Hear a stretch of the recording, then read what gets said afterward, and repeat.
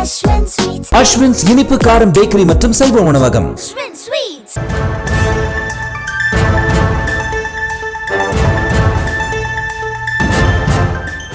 ஈரோடு கிழக்கு சட்டமன்ற தொகுதி இடைத்தேர்தலில் திமுக சார்பாக போட்டியிடும் சந்திரகுமார் இன்று வேட்புமனு தாக்கல் செய்ய வந்திருக்கிறார். இந்த காட்சிகளை நாம் பார்த்துக் கொண்டிருக்கிறோம். விவரங்களை நம்முடைய செய்தியாளர் தங்கமணி வழங்க நாம் கேட்கலாம்.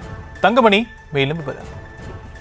ஷியாம், வணக்கம். அதாவது ஈரோடு கிழக்கு சட்டமன்ற தொகுதிக்கான இடைத்தேர்தல் வருகின்ற பிப்ரவரி 5ஆம் தேதி நடைபெறும் நிலையில் இன்று வேட்புமனு தாக்கல் செய்வதற்கு கடைசி நாளான இன்று தற்போது ஈரோடு கிழக்கு சட்டமன்ற தொகுதியில் திமுக சார்பில் போட்டியிடும் வேட்பாளர் சந்திரகுமார் தனது வேட்புமனு தாக்கல் செய்வதற்காக ஈரோடு மாநகராட்சி அலுவலகத்திற்கு வருகை தந்துள்ளார்.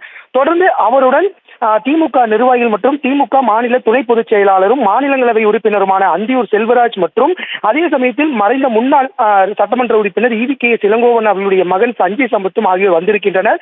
தொடர்ந்து இன்று மாலை 3 மணி அளவில் வேட்புமனு தாக்கல் செய்வதற்கான கடைசி நேரமாக இருக்கும் நிலையில் தற்போது தன்னுடைய வேட்புமனு தாக்கல் செய்வதற்காக திமுக வேட்பாளர் சந்திரகுமார் அவருடைய ஆதரவாளர்களுடன் தற்போது மாநகராட்சி அலுவலகத்திற்கு வருகை தந்திருக்கின்றார்.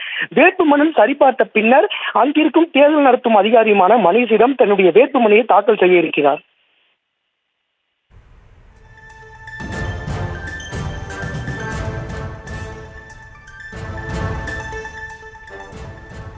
ஈரோடு கிழக்கு சட்டமன்ற தொகுதிக்கான இடைத்தேர்தல் பிப்ரவரி 5ஆம் தேதி நடைபெற இருக்கக்கூடிய நிலையில் திமுக சார்பாக போட்டியிடும் சந்திரகுமார் தற்போது வேட்புமனு தாக்கல் செய்ய வந்திருக்கக்கூடிய காட்சிகளை பார்த்து கொண்டிருக்கிறோம். விவரங்களை நம்முடைய செய்தியாளர் தங்கமணி வழங்க நாம் கேட்டும்.